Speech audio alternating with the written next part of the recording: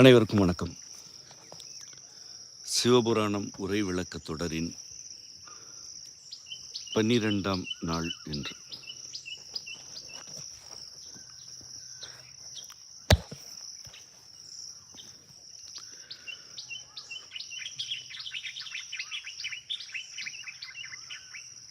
உய்ய என் உள்ளத்துள் ஓங்காரமாய் நின்ற மெய்யா விமலா விடைப்பாகா வேதங்கள் ஐயா என ஓங்கி ஆழ்ந்தகன்ற நுண்ணியனே.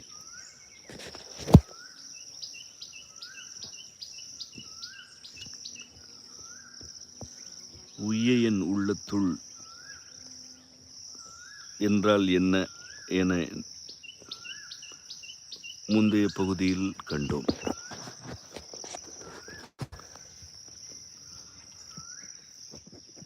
ஓங்காரம் என்பது எவ்வாறு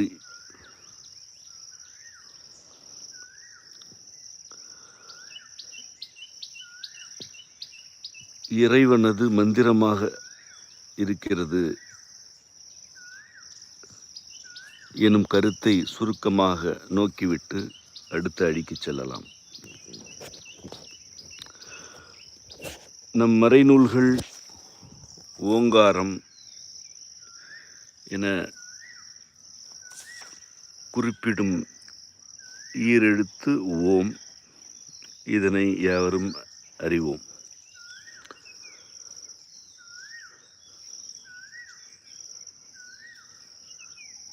ஓம் எனப்படுவது ஆற்றல் மந்திரம்.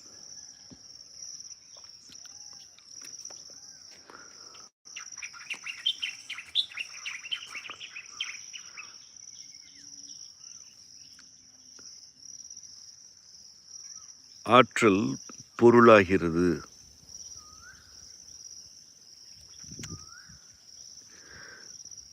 என்பதனை ஒரு அறிவாக இன்று பலர் கொண்டிருக்கின்றனர்.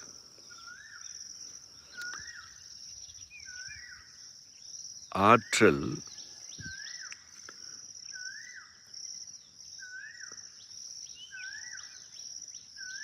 தன்னை விரித்து கொண்டு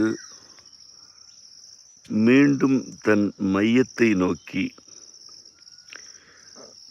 விரிவடைந்த யாவற்றையும் ஈர்க்கும் நிலையில்தான் அணு என்ற நுண்துகள் பிறக்கிறது.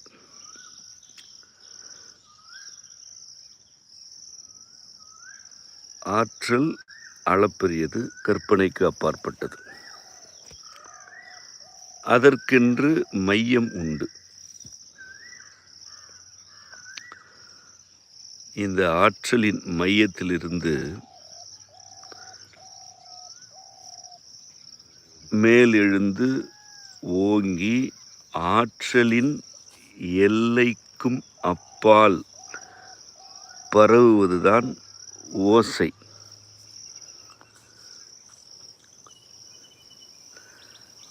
ஓசை இப்பேரண்டத்தை ஒரு வலைப்பின்னல் போல் கட்டி இழுத்து மையத்தை நோக்கி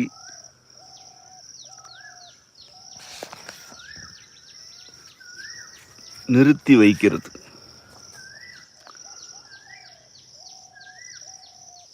உண்மையில் ஒளிக்கும் முந்து நிலையில் மற்றும் ஒளியை விட திறன்மிகு நிலையில் இருப்பது ஓசையே அன்றி வேறு எதுவும் இல்லை.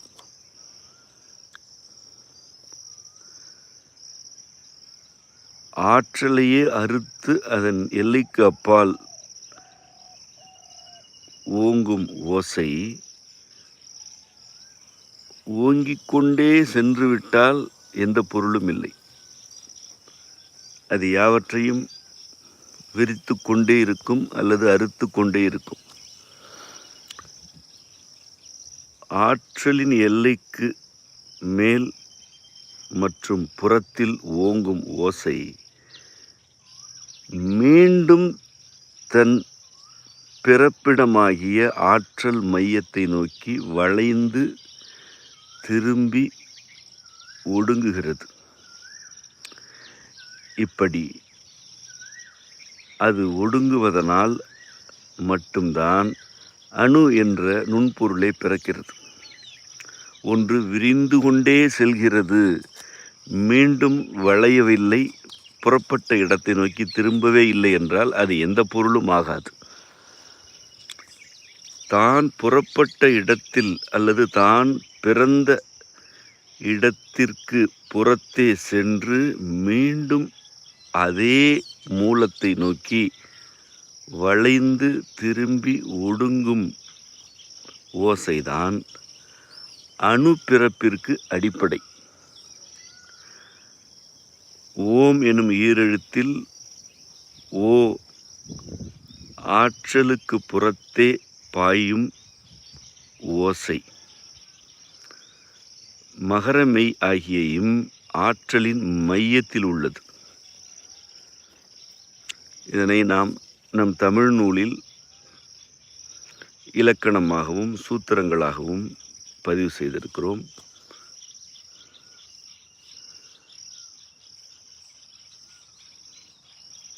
ஓம் எனப்படுவது உறுதியினும் உறுதியாக ஒரு சமய கருத்து அல்ல. ஓம் எனும் மந்திரம் இந்த பேரண்டத்தின் வடிவ பிறப்பிற்கு உரிய சூத்திரம்.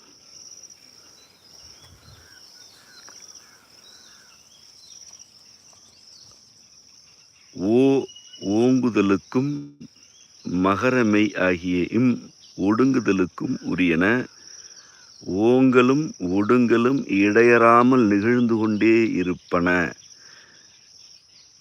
இடையறா நிகழ்விலிருந்துதான் அணு முதல் எல்லா பொருட்களும் பிறக்கின்றன. ஓங்குதல் மட்டும் நிகழ்ந்தால் எதுவுமில்லை, ஒடுங்குதல் மிகுந்து ஓங்குதல் இல்லை என்றாலும் எதுவுமில்லை.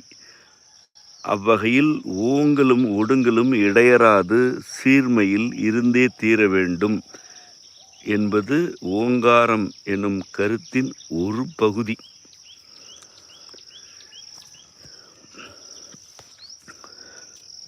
இறைவன் ஓங்காரமாய் உள்ளத்துள் நிற்கிறான் என மாணிக்கவாசகப் பெருமான் கூறுகிறார். அவன் உய்ய தன் உள்ளத்துள் ஓங்காரமாய் நிற்பதாக தெளிவுபடுத்தி விடுகிறார். உய் எனும் சொல்லே அசைதல், விலகுதல், நீங்குதல் ஆகிய கருத்துக்களை கொண்டது என கூறினேன். உள்ளத்துள் பல கருத்துகள் சேர்க்கை கொள்கின்றன. எண்ணங்களும் உணர்ச்சிகளும் அப்பிக்கொண்டிருக்கின்றன. அவை யாவற்றிலிருந்தும் விடுபட வேண்டும், அவை யாவற்றிலிருந்தும் உய்ய வேண்டும் என்பதுதான் எம்பெருமான் அடி சேர வேண்டும் என விழைவோருக்கு இருக்கும் விருப்பமும் ஏக்கமும். உள்ளத்துள் உள்ளவை நீங்கி அவன் தாளே கதி என்ற நிலை வாய்ப்பற்றது.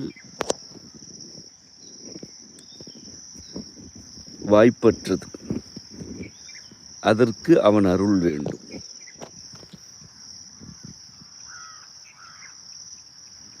தானே தன் அழுக்கினை துடைத்தழிக்கும் வகையில்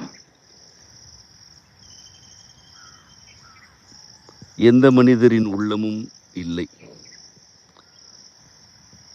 அதனை அவன்தான் நிகழ்த்த வேண்டும்.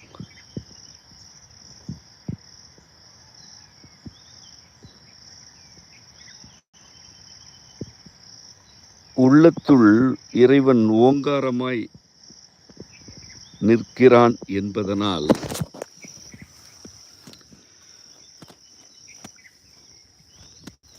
ஓங்குதலும் ஒடுங்குதலும் இடையறாமல் நிகழ்ந்து கொண்டே இருக்கின்றன.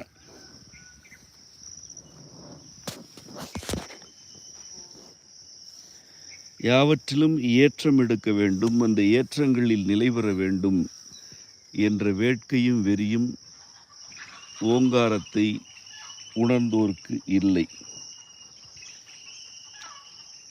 எதிலும் வீழ்ந்து விடக்கூடாது, தாழ்ந்து விடக்கூடாது எனும் அச்சமும் கவலையும் ஓங்காரத்தை உள்ளத்துள் உணர்ந்தோர்க்கு இல்லை. ஏற்றமும் இரக்கமும் பெருமை தருவதும் இல்லை, அச்சமூட்டுவதும் இல்லை. ஏனென்றால் இவையெல்லாம் ஒன்றுமே இல்லை எனும் அளவிற்கான ஓம் எனும் மந்திரம் உள்ளத்துள் ஒலித்து கொண்டே இருக்கிறது. அது எல்லா எல்லைகளையும் கடந்து பாய்ந்து பரவுகிறது. மீண்டும் புறப்பட்ட அந்த ஒரு புள்ளியை நோக்கி வளைந்து திரும்பி ஒடுங்குகிறது.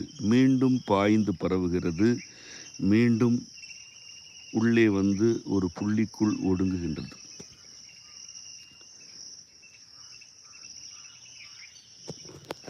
இப்படித்தான் தனக்கு உய்தல் கிடைக்கிறது என மாணிக்கவாசக பெருமான் இவ்விடத்தில் கூறுகிறார். இது இவ்வாறான ஓம் எனும் மந்திரமாக இறைவன் நிற்கிறான். அவனே ஓங்காரமாக உள்ளத்துள் நிற்கிறான் எனும்போது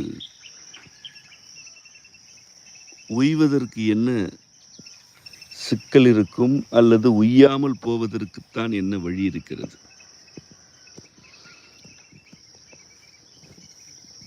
மனிதர்களுடைய வாழ்க்கை வரம்புகள்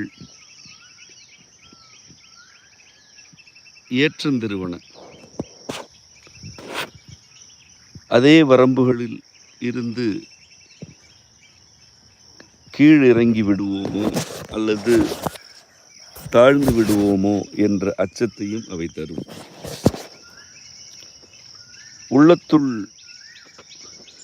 இறைவன் இருக்கிறான். அவன் இந்த ஏற்றங்கள் எல்லாம் ஒன்றுமே இல்லை எனும்படியாக ஓங்கி பேரண்டத்தின்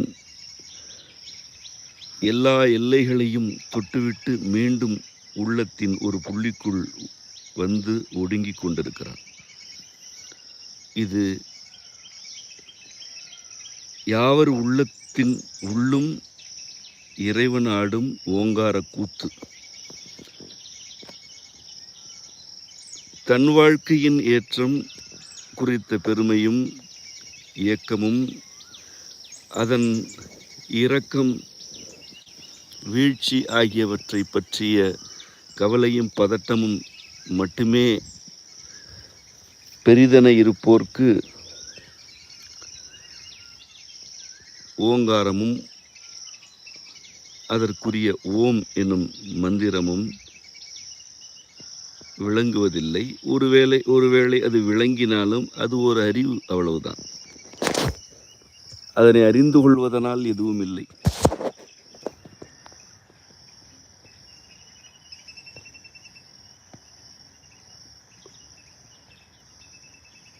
வாழ்வின் ஏற்ற இறக்கங்களிலிருந்து உய்து இறைவனோடு இருக்க வேண்டும் என்ற வேட்கை இருப்பின் அந்த ஓங்காரமே உய்யச் செய்துவிடும் என்பதுதான் கருத்து.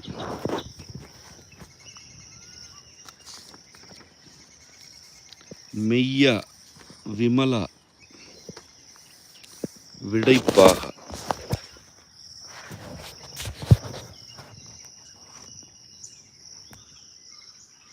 மூன்று சீர்கள் உள்ளன. மெய்யா, விமலா, விடைப்பாக என அம்மூன்று சீர்களும் எம்பெருமானது மூன்று தன்மைகளை கூறிவிடுகின்றன.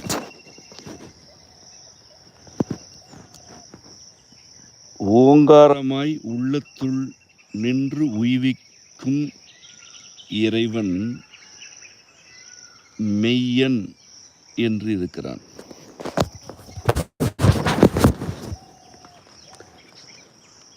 மெய் என்பது உண்மை என புரிந்து கொள்ளக்கூடாது. அந்த இரண்டிற்கும் வேறுபாடு உண்டு. வேறு வேறு அல்ல, வேறுபாடு உண்டு என கூறினோம். ஏற்கனவே அதனை விளக்கி இருக்கிறோம்.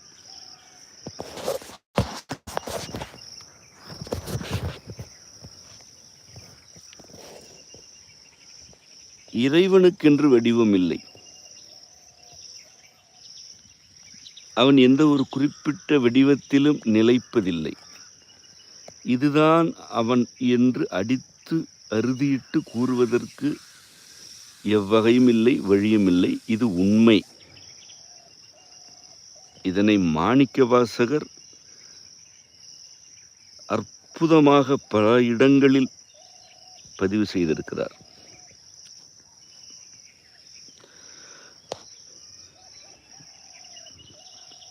அவற்றையெல்லாம் போக்கில் நாம் நோக்குவோம். எந்த வடிவமும் இல்லாதவன் ஆகிய நம் இறைவன் நம் உடல்களில் தன்னை அடக்கிக் கொண்டு உள்ளே உறைகிறான். நம் உடல்களுக்குள் தன்னை ஓங்காரமாக நிறுத்திக் கொண்டிருக்கிறான்.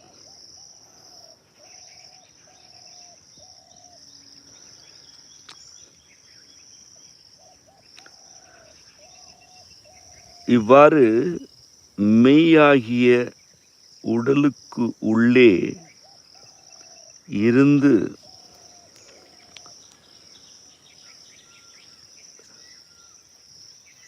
ஓம் ஓம் என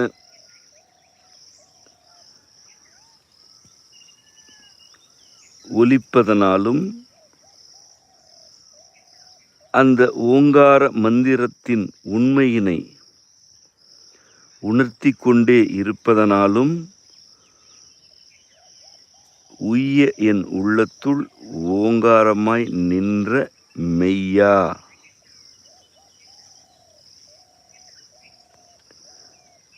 என்று அவர் பாடுகிறார் அல்லது அம்மந்திரத்தை நமக்கு கற்பிக்கிறார் என நாம் புரிந்து கொள்கிறோம். ஓம் ஓம் என்று நாம் உச்சரிக்கலாம். நாம் எதையும் உச்சரிக்கலாம். ஆனால் அந்த ஓங்காரமாக இறைவனே உள்ளத்துக்குள் இருக்கிறான். அதனால் அவன் மெய்யன் என்று நம் உடலில் இருப்பவன், நம் உடலில் இருக்கும் உண்மையானவன் எனும் கருத்தை மாணிக்கவாசகர் நமக்கு வழங்குகிறார். அவனே ஓம் ஓம் என்று உள்ளே இருக்கிறான். அவனே நம் மெய்யில் இருக்கும் உண்மை. ஆதலால் அவன் மெய்யன் என்று இருக்கிறான்.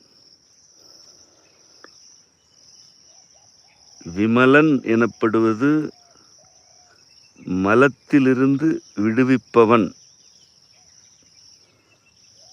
மலத்திலிருந்து விடுபடுபவன் என்ற இரு பொருளையும் தரும். அது நிமலனுக்கு சற்று நிகரானது. நிமலன் என்ற சொல்லை ஏற்கனவே விளக்கினோம். நிமலன் எனும் சொல் மலம் நீங்குதல் எனும் கருத்தினை கொண்டது. விமலன் எனும் சொல் மலம் விடுபடுதலுக்கு உரியது.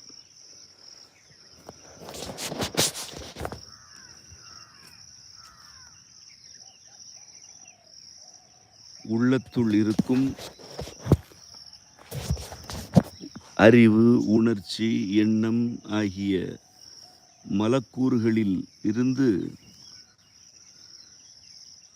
அவ்வுள்ளத்துக்கு உள்ளேயே ஓங்காரமாய் நின்று நம்மை விடுவிக்கிறவன் நம் இறைவன்.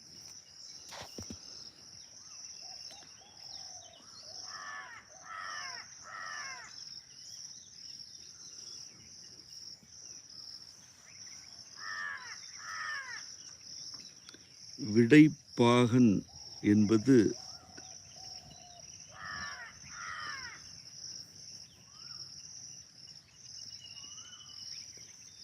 நமக்கே உரித்தான நம் இறையிலுக்கென்றே இருக்கும் பல்லாயிரம் அற்புத கொள்கைகளில் ஒன்று. இந்த விடை என்ற சொல் அடிப்படையில் விடுவித்தல் என்ற கருத்தை தான் கொண்டிருக்கிறது. விடு என்னும் சொல்தான் விடை என்று ஆகிறது.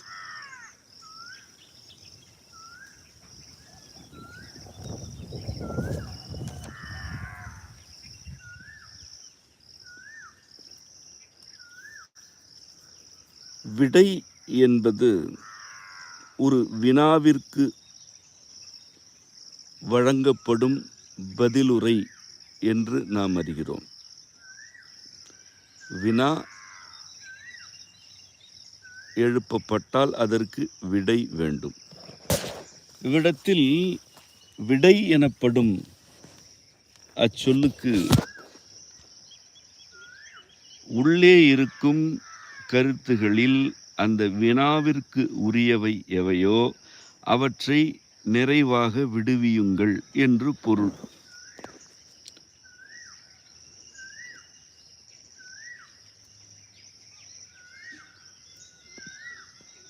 இதே விடை என்ற சொல் ஆநிரைகளில் இனப்பெருக்கத்திற்கு உரிய பருவத்தை அடைந்தவற்றையும் குறிக்கிறது. கோழிகளில் விடை கோழி என்பது ஒரு பருவநிலை. இனப்பெருக்கத்திற்கு உரிய உடல் அமைவு வந்த பின்னர் அது வந்த நிலையில் அது விடை கோழி எனப்படுகிறது.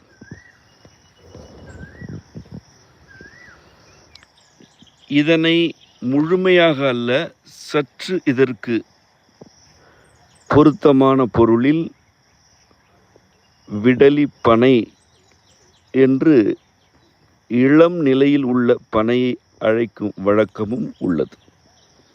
விடைக்கும் விடலிக்கும் சிறிதளவு பொருள் வேறுபாடு உண்டு. ஆனால் இரண்டு வேறு வேறானவை அல்ல.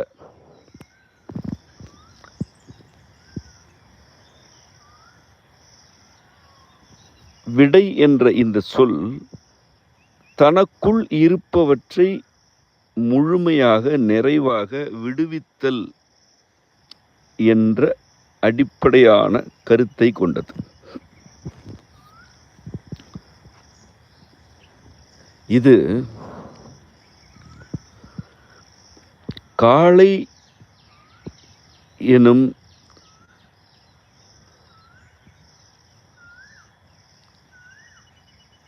உருவத்திற்கான சொல்லாக நம் இறையியலில் தொடர்ச்சியாக குறிப்பிடப்பட்டு வந்திருக்கிறது. விடையூர்தி என்றும் விடையாரும் கொடியாய் என்று இறைவனை பாடுவதாகவும் இன்னும் பல நூறு பாடல்களில் இறைவனது ஊர்தி விடை எனும் காளை என குறிப்பிடப்பட்டிருக்கிறது.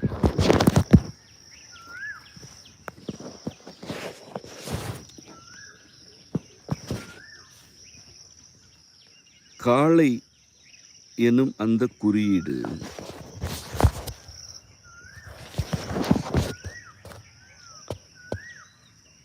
இனப்பெருக்கத்திற்கு உரிய மிகச்சிறந்த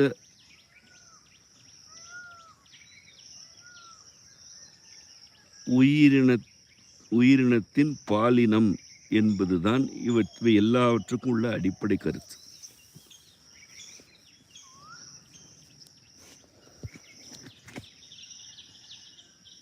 காளை இனப்பெருக்கத்திற்குரிய நீர்மச் சுரப்பில் தனித்தன்மை வாய்ந்தது. மாந்தரை சூழ்ந்திருக்கும் உயிரின கூட்டத்தில் காளைகளுக்கு நிகராக இனப்பெருக்க நீர்மத்தை மிகுதியாகவும் குறைந்த கால அளவிலும் ஊற்றெடுக்கச் செய்யும் உயிரினம் எதுவுமே இல்லை. அதுதான் யாவற்றிலும் முதன்மையானது.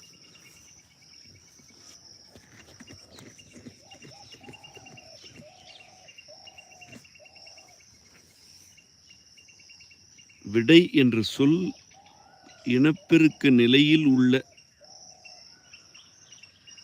உயிரினங்களை குறிப்பதாக மக்கள் வழக்கத்தில் இருக்கிறது. அந்த சொல்லுக்கு உரிய பொருளே தனக்கு உள்ளிருப்பவற்றை முழுமையாகவும் நிறைவாகவும் விடுவித்தல் என்பது.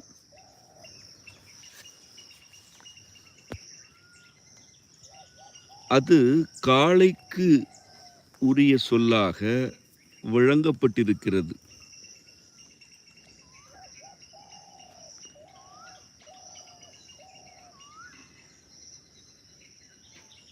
இறைவன்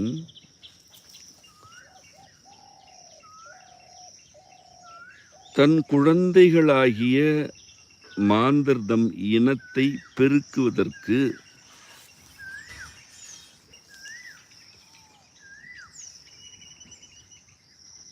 விடை எனும்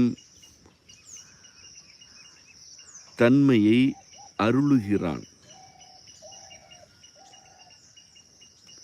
இதுதான் கருத்து. அவன் அவ்வாறு அருளவில்லை என்றால் இனம் பெருகாது. அவனே காமம் உணர்த்துகிறான், அவனே புணர்ச்சியை ஏவுகிறான், அவனே இனப்பெருக்கத்திற்கு உரியவற்றை அருளுபவனாக இருக்கிறான்.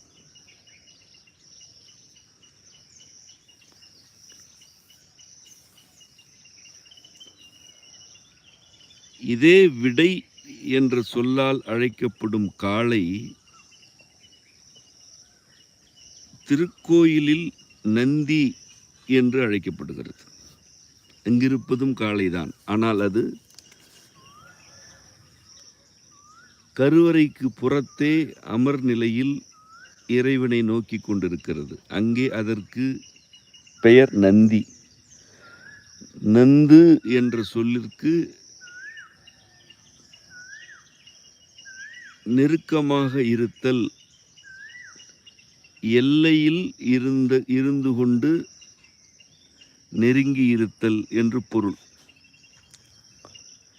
நீர், நிலம் ஆகிய இரண்டுக்கும் நெருக்கமாக இருக்கும் நத்தை என்ற உயிரினத்தை நம் முன்னோர் நந்து என்று அழைத்தனர். நந்தன் என்றாலே நெருக்கமாக இருப்பவன் என்றுதான் பொருள்.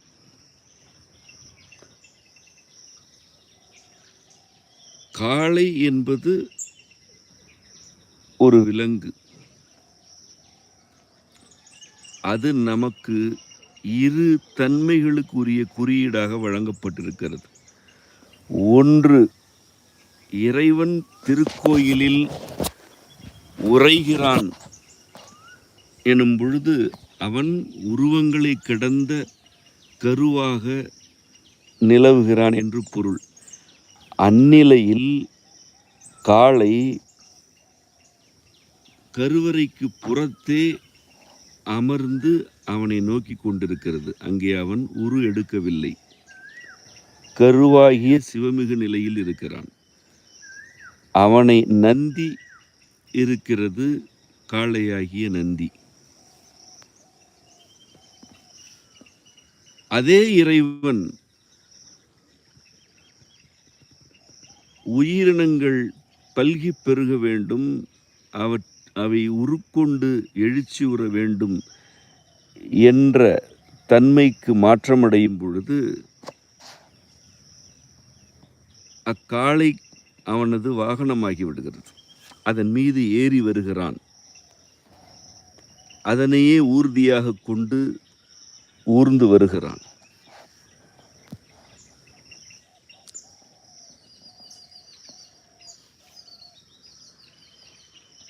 விடை எனப்படும் இந்த சொல்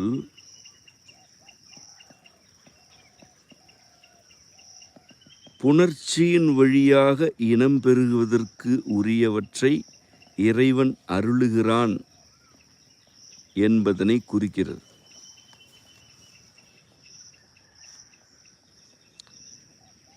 இதனை ஒரு பாகனாக இருந்து ஆள்பவன் இறைவன்.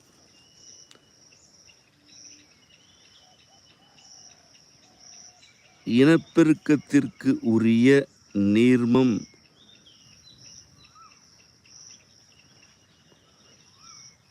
ஒரு பாகனால் அடக்கி ஆளப்படவும் வேண்டும். காளை தரிகட்டால் ஊர்கெடும்.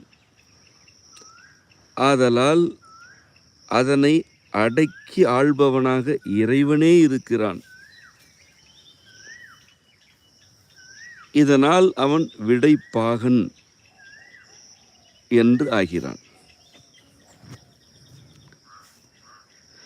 பாகன் என்ற சொல்லுக்கு உள்ள நேரிடையான பொருள் பாகமாக இருப்பவன் என்பதுதான்.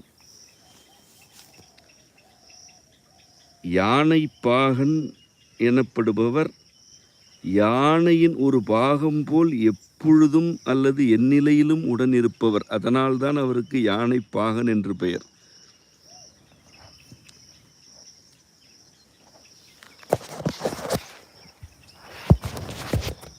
விடைப்பாகன் என்று யாரையும் குறிப்பதில்லை. அந்த சொல் இறைவனுக்கு மட்டுமே உரியது.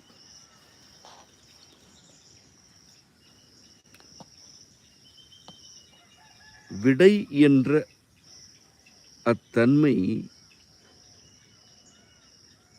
இறைவனை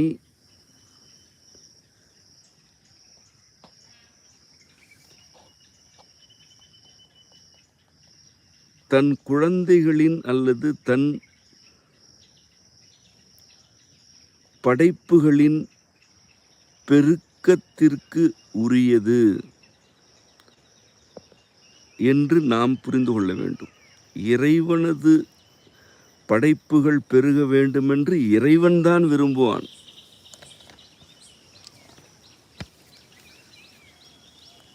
இனம் பெருகுவதற்கு உரிய வழியாக வாயிலாக புணர்ச்சியை அவன்தான் அருளியிருக்கிறான். ஆதலால்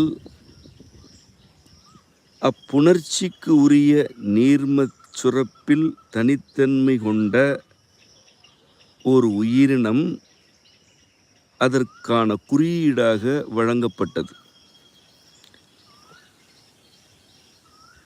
அதன் பாகனாக இறைவனே இருக்கிறான் என்பதனால்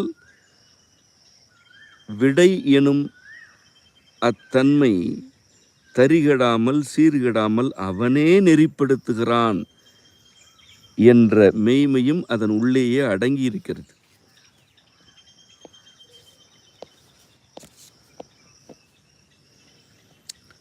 இறைவன் உள்ளத்துக்கு உள்ளே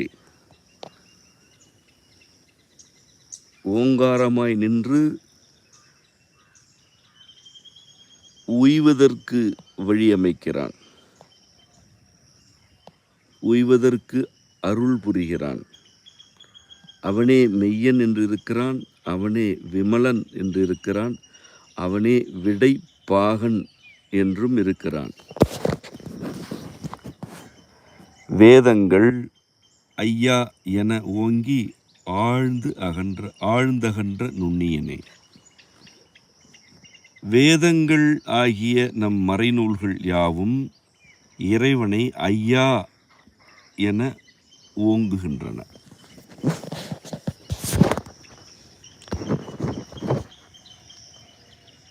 வேதங்கள் அவனை ஓங்குகின்றன. ஐயா என்னும் சொல் தலைவனே என்ற பொருள் தருவது. ஆயினும் ஐ என்ற ஓரெழுத்து ஒரு மொழி பல்வேறு பொருள் கொண்டது. ஒன்றல்ல இரண்டல்ல, அதற்கு பல்வேறு பொருள் உண்டு. அதுதான் மையம், அதுதான் தலைமை, அதுதான் பண்பு என்ற இந்த மூன்றும் அடிப்படைகள். மையம், தலைமை, பண்பு, இந்த மூன்றும் பெரும் விளக்கங்களுக்குரிய அடிப்படைகள். இந்த மூன்று விளக்கங்களிலிருந்து பல பொருள் அதற்கு உண்டு. எப்படி ஆற்றலின் மையத்தில் மகர மெய் ஆகிய இருக்கிறதோ, அதே மையத்தில்தான் ஐ எனும் ஓரெழுத்தும் இருக்கிறது. அதனால்தான் மை எனும் சொல் மகர மெய்யும் ஐயும் சேர்ந்த மை எனும் ஓரெழுத்து ஒரு மொழி மையத்தை குறிக்கிறது, கருமையை குறிக்கிறது, தலைமையை குறிக்கிறது, பண்பு நிலைகள் யாவற்றையும் குறிக்கிறது.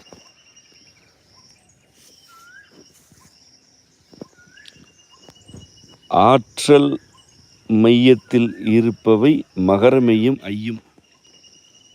ஓங்காரமாய் இறைவன் நிற்கிறான் எனும் நிலையில் அவன் மகர மெய்யாகிய என்று இருக்கிறான். ஐயா என இருக்கிறான் என்றால் அவன் அதே ஆற்றல் மையத்தின் ஐ என்று இருக்கிறான்.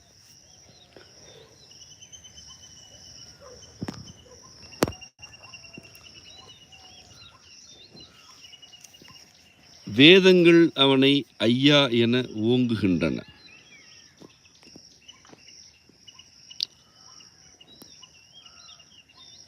ஆனால் அவன் அந்த ஓங்குதலுக்கு அகப்படுபவன் அல்லன். அவன் ஆழ்ந்து அகன்று நுண்ணியனாக இருக்கிறான். இந்த மூன்றுமே தனித்தனியான கொள்கைகள். இறைவன் ஆழ்கிறான், அவனே அகன்று செல்கிறான், அவனே நுண்மையாகவும் இருக்கிறான். இது எந்த பொருளுக்கும் வாய்க்காது. இறைவனை என்று இந்த மூன்று தன்மைகளையும் ஒருங்கே பெறுவது கற்பனையில் கூட இல்லாதது. வேதங்கள் இறைவனை ஐயா என ஓங்குகின்றன. அவன் அப்படி ஓங்கிக் கொண்டு மட்டும் இருக்கவில்லை. அவன் ஓங்காரம் என்ற மந்திரமாக ஓங்குதலும் ஒடுங்குதலுமாக இருக்கிறான். இதனை முன்னரே கூறிவிட்டார். வேதங்கள் என்ன செய்யும்? வேதங்களை இயற்றுவோர் என்னதான் செய்துவிட இயலும்? ஐயா ஐயா என அவனை ஓங்கி ஓங்கி புகழ இயலும். அவன் ஓங்குகிறான் என்பதனை எடுத்துரைக்க இயலும். அவனே ஓங்குதலாக இருக்கிறான் என்ற மெய்மையை கூறிக்கொண்டே இருக்கலாம். ஆனால் அவன் அதற்கா அடங்குகிறான்? இல்லை. அவன் ஓங்கிக் கொண்டு மட்டும் இருக்கவில்லை, ஆழ்ந்து சென்று விடுகிறான். எல்லாவற்றிலும் ஆழ்ந்து இருக்கிறான்.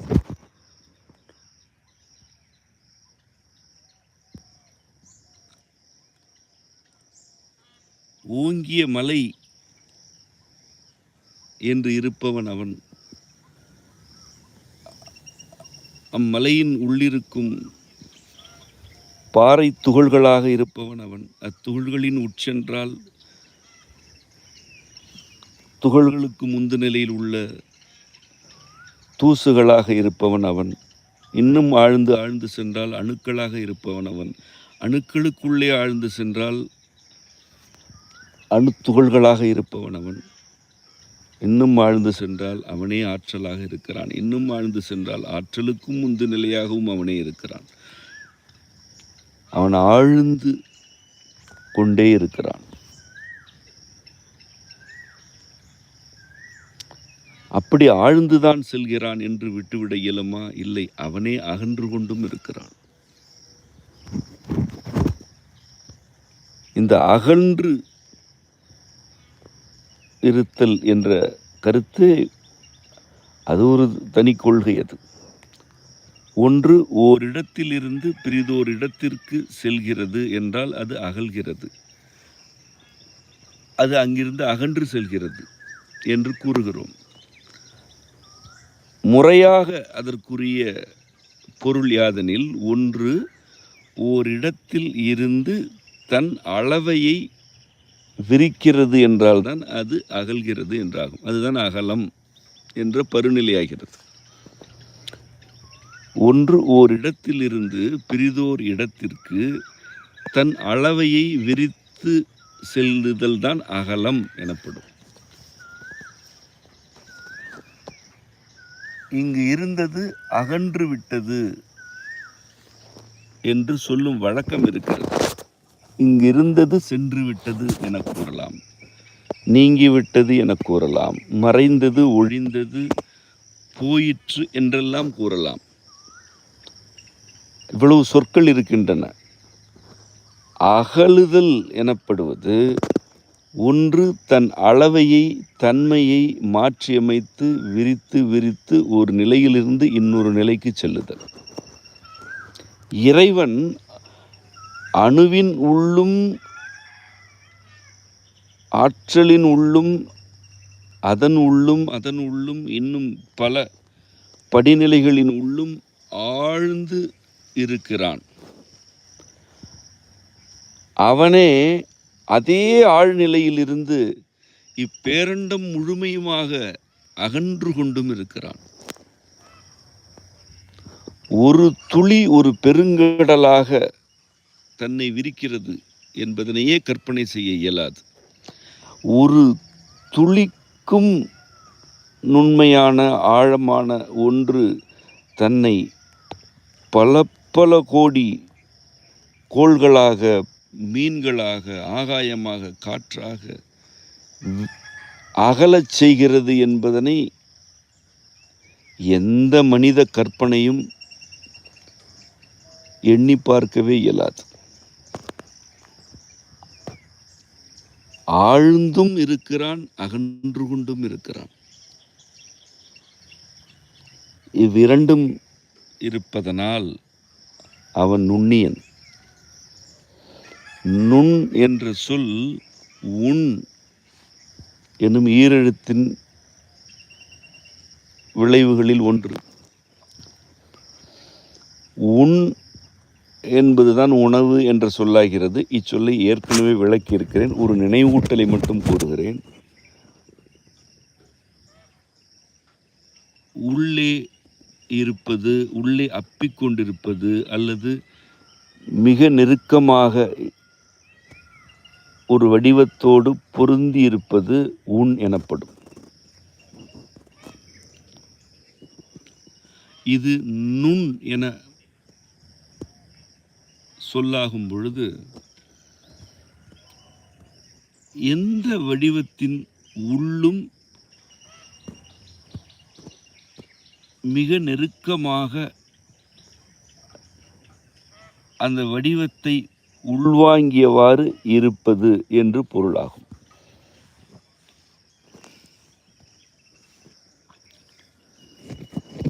இறைவன் ஆழ்ந்து செல்கிறான், அவனே அகன்று கொண்டும் இருக்கிறான். இப்படி அவனுடைய ஆழ்நிலை மற்றும் அகல்நிலை ஆகிய இரண்டும் ஒருங்கே ஒரு சேர இருப்பதனால் அவன் நுண்ணியன். ஆழ்ந்து செல்கையிலும் அவன்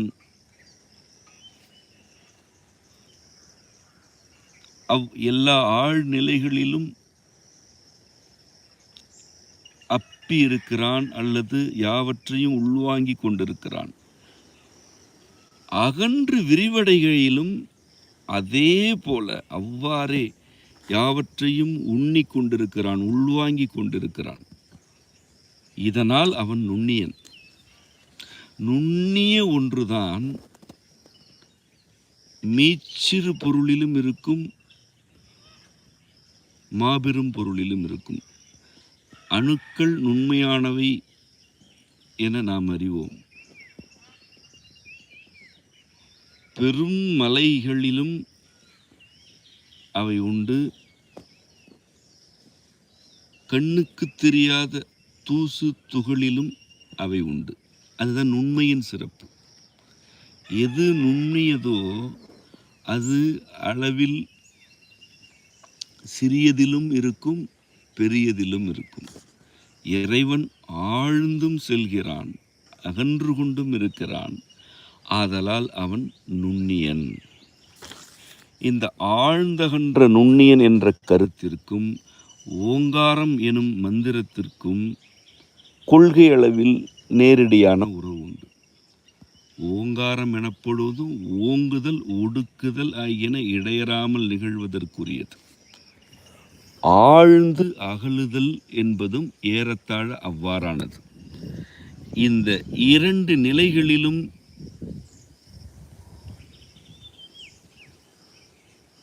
இறைவனுக்கு இருக்கும் தன்மை நுண்மை ஆகும். ஆதலால் அவன் நுண்ணியன் எனப்படுகிறான். இத்துடன் இன்றைய பாடம் நிறைவுற்றது. மீண்டும் அடுத்த வகுப்பில் இணைவோம். உங்கள் அனைவருக்கும் அம்மையப்பர் அருள் நிறைவதாக. நன்றி.